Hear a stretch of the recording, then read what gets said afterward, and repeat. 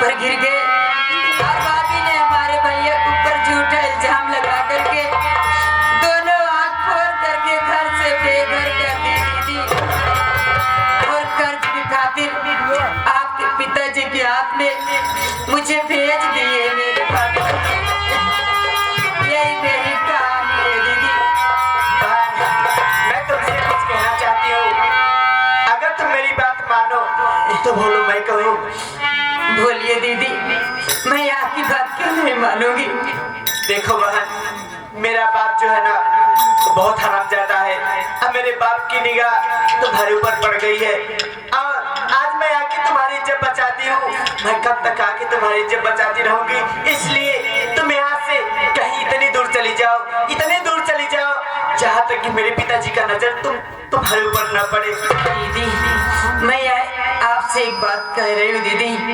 एक बात ये बताइए, जब मुझे आप बचाने आई थी तो आप पर्दा करके आई थी, और बात क्या है जो कि आप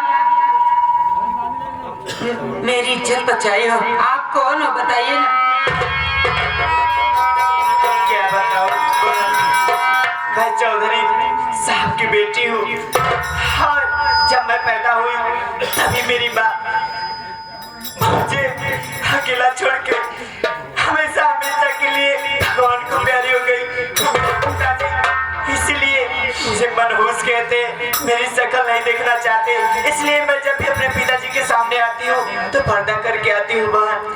ठीक है दीदी, आज मैं आपकी बात मानकर यहाँ से बहुत दूर चली जाऊंगी दीदी। अगर जिंदा रहूंगी फिर आपसे मुलाकात करूंगी, अगर मर जाऊंगी तो कोई बात नहीं दीदी। नहीं बहन, ऐसे मत बोलो, मेरी बात सुनो।